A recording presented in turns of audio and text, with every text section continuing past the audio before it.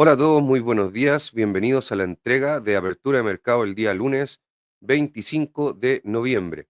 Les vamos a contar al tiro que la bolsa está bastante positiva el día de hoy. Está subiendo el Nasdaq un 0,4%, lo mismo que el S&P 500 y el Russell 2000 un 0,75%. Vamos a revisar todos los principales instrumentos que siempre vemos, pero antes queremos contarles que los datos macroeconómicos tenemos del día de mañana a las 12 de Chile, 11 de Nueva York, tenemos la confianza del consumidor, lo cual va a ser el primer dato clave esta semana. Y luego viene el día miércoles, casi toda la carne a la parrilla, ya que el día jueves es feriado por Acción de Gracias y el día viernes es, digamos, se va a trabajar a mediodía, hasta mediodía y muy probablemente el volumen sea bastante reducido. Por lo tanto, hasta el día miércoles vamos a tener bastante movimiento y después va a tender a ser un poco más fome o más plano por poco volumen. El día miércoles tenemos PCE, que es nuestra medida de inflación que mira la Reserva Federal, la Fed, por lo tanto nos interesa mucho. El GDP o el PIB, que nos va a confirmar si es que Estados Unidos realmente está en una senda de seguir creciendo y no una recesión, y por lo tanto eso es muy, muy positivo tanto para las personas y su consumo, como tanto para las empresas, ya que cuando hay crecimiento, hay crecimiento, las empresas tienden a ganar dinero y por lo tanto les tiende a ir bien en bolsa. Tenemos el Initial Jobless Claims, que nos va a confirmar, ya que son las peticiones iniciales de desempleo, nos van a confirmar cómo está el mercado laboral. em, en Estados Unidos, los últimos datos nos han confirmado un mercado laboral sólido, pero esto nos, nos daría una tendencia más clara de que esto realmente está así, y eso iría en línea con un GDP alto o un PIB alto, ya que como les he explicado, la parte del empleo tiene mucho que ver con el crecimiento y por eso está en la doble meta de la Fed, que tiene que tener la inflación al 2% y pleno empleo. Después de eso vamos a tener PMI de Chicago para cerrar, digamos, con las minutas que van a estar el día martes y el día miércoles del FOMC, que básicamente es la reunión que tiene la Reserva Federal para decidir qué es lo que van a hacer con las tasas de interés, que como yo les dije, y vamos a revisar el día martes en detalle, yo creo que van a bajar 25 puntos básicos en la próxima reunión de diciembre y posteriormente vamos a ver qué es lo que sucede con las bajadas para el próximo año. Así que vamos inmediatamente a ver acá ya los gráficos el día de hoy. Como podemos ver, el S&P 500 abre con un gap, por lo menos estos son los futuros del S&P 500, no el mercado del contado, ya que obviamente todavía no abre el mercado del contado, por lo tanto nos tenemos que fijar en el mercado de futuros. Como pueden ver, con un gap alcista bastante importante, casi del 1970 hasta, eh, hasta ¿cómo se llama? La zona de los 5.990 y ya tocando acá casi la zona de los 6.000 puntos, donde hemos visto en nuestras entregas anteriores y por eso está marcada la zona. Tenemos una call wall, que es una resistencia, digamos, es un límite que nos pone el mercado de opciones de pasar la barrera de los 6.000 puntos y obviamente que cuando la traspase va a tener que ser con bastante fuerza. Ya pasó esto con el Trump Trade, que fue cuando salió electo Donald Trump, de que fue varios días a tocar esta zona de los 6.000 puntos, pero no pudo confirmar la ruptura con claridad. Entonces, por eso, nuevamente, después de eso, tendió a caer. Llegó Jerome Powell, que terminó por votar a la bolsa con esto que dijo, y por eso les digo yo que vamos a ver el próximo año cómo va a estar la economía y cómo podrían venir las bajadas de tasa, ya que Jerome Powell dijo que había que ver no que se vaya a llegar a la tasa neutral, que es lo que yo les he contado, que es una tasa teórica que busca la Reserva Federal como meta para llegar, y es más o menos en torno al 3,5-3%. Pero Jerome Powell no está dudando en llegar a ese número, sino que en la velocidad de cuánto nos vamos a demorar en llegar a ese número. Por lo tanto, eso es lo que principalmente va a estar mirando el mercado. Y eso se traduce en términos muy prácticos en cuánto recorta de reunión a reunión. Em, Como podemos ver acá, y ya para ir cerrando el S&P 500, muy, muy cercano a los 6.000 puntos, lo vamos a ver acá con velas diarias para que se vea un poco más claro el panorama. Como podemos ver acá las liquidaciones que hubieron en agosto, las liquidaciones que hubieron a principios de septiembre, acá las que hubieron a finales de octubre, principios de noviembre, esto que yo les mencionaba, estos días que tocó los 6.000 puntos, posterior al Trump Trade, y acá llegó nuestro amigo Jerome Powell el día jueves, y el día viernes cayó hasta la media de 20 sesiones y nuevamente va ahí hasta los 6.000 puntos, y el 5.900 es una zona también importante cuantitativa en cuanto a las opciones. Por lo tanto, por eso las tengo marcadas. Hay muchas más zonas, obviamente ahí están los combos y una serie de otras zonas que hay, pero la put wall y la call wall están en 6.000 y 5.900, y por lo tanto, mientras no se supere esta zona de los 6.000 con claridad, vamos a estar oscilando puntos. Con el Nasdaq es más o menos lo mismo. Podemos ver acá cómo exactamente lo mismo acá el día jueves siguió al SP 500. La tecnología obviamente pesa mucho acá, pasó la media de 20, que esto es más típico en el Nasdaq, que la pase con un poco más de fuerza, ya que tiene más volatilidad que el SP 500, y posteriormente eso, bien pegadito acá a la media de 20 y despegándose el día viernes, y ya el día de hoy con ese pequeño gap alcista, y vamos a ver cómo se desarrolla la sesión, que por el momento tiende a ser bien positiva y no se ven catalizadores tampoco negativos.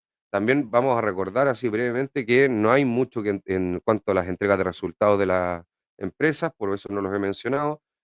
Solamente hoy día, posterior al cierre Zoom, es como las más importantes, y ya el día martes al cierre vamos a tener algunas empresas más interesantes como pueden ser Dell, HP o CrowdStrike, que son empresas de tecnología y ciberseguridad, em, infraestructura tecnológica más particular ahí de él con HP. Entonces, como les decía, el Nasdaq más o menos haciendo lo mismo que el S&P 500. Acá el Russell 2000 mucho más fuerte que lo habíamos mencionado. Mientras más recortes de tasa hayan, el Russell 2000 va a tener un comportamiento muy, muy bueno. Además, con los recortes de tasa y con lo que está haciendo la Reserva Federal, se abre un poco el apetito al riesgo. Por lo tanto, este risk on que tienen los inversores se traduce en buscar activos que tengan un poco más de riesgo, y ahí yo creo que están las small cap.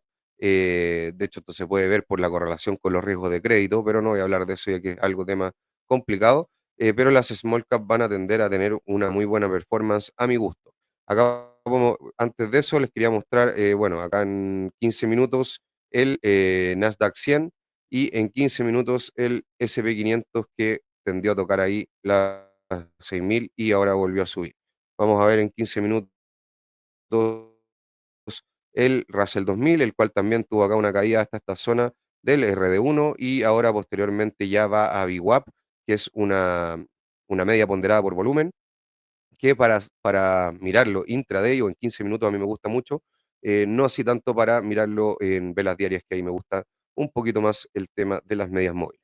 Em, el Bitcoin, la verdad es que el fin de semana bastante plano, como podemos ver acá, el día sábado un levemente negativo, el día domingo también más o menos plano, no pudo romper la zona de los 99.600 prácticamente dólares, no puntos, dólares. Eh,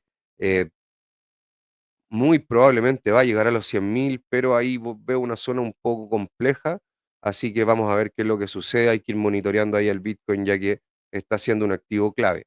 Muy interesante lo que han hecho las altcoins, ya que cuando es muy típico el movimiento que cuando sube Bitcoin en un periodo, aumenta su dominancia, pero luego se tiende a estancar un poco, a lateralizar un poco su precio, y empiezan a florecer todas lo que son las altcoins, que son todas las criptos, digamos, que no son Bitcoin, sobre todo las más pequeñas, y empiezan a tener un ciclo positivo. Por lo tanto, ahí el ciclo de altcoins obviamente pasa por Bitcoin, Ethereum y después las alts, pero Ethereum está ahí también con algunos temas, y por eso ha estado también bien, bien plana la cotización de Ethereum. El oro cayendo nuevamente hasta la media acá de 20, y con un leve rebote. Vamos a ver cómo se da la sesión. Pero lo que yo les decía, que no veía muchos más catalizadores para el oro por un tema de que el oro para mí es una cobertura ante la incertidumbre, y la incertidumbre se ha ido despejando con las elecciones, con la bajada de tasa, con calmarse un poco las tensiones geopolíticas, a pesar de que siguen los flancos abiertos ahí en el tema de Medio Oriente y el tema de Ucrania con Rusia, pero em, no hay tanto catalizador como antes para el oro, de incertidumbre, por lo tanto, ahí en la media 20 rebotando levemente, pero vamos a ver qué es lo que sucede ya que aún no abre el mercado.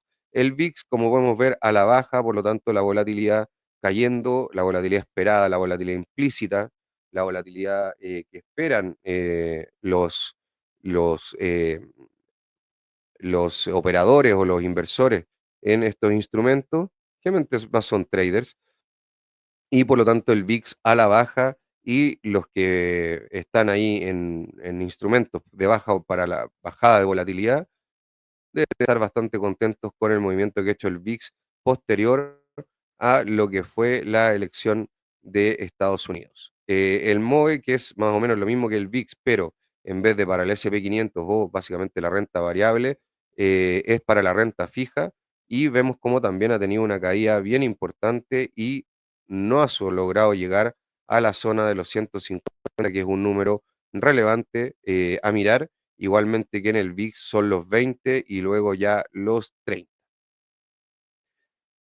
En el DXY es algo que yo les decía que había tenido un comportamiento que estaba presionando bastante, temas de financiamiento de operaciones con colaterales, mercado repo, etcétera.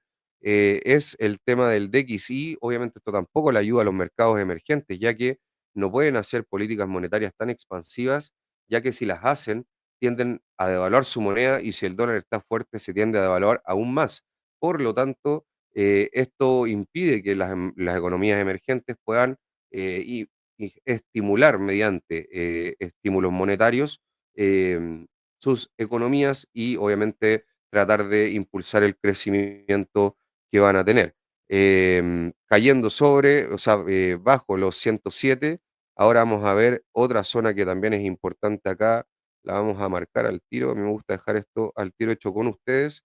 Vamos a dejar acá la zona de los 106, que también son claves y lo vi en un análisis de un especialista en este instrumento, sobre todo dólar peso, pero obviamente que tiene que ver el DXY, cómo se mueve el dólar de manera internacional para luego eso después llevarlo a la economía local. Y mencionaba que el 106 para él era un nivel clave, así que lo vamos a dejar marcado. Tiene mucha también sentido técnico. Miren, como ven, toca ahí, acá esta zona de acá, eh, es una zona bastante importante.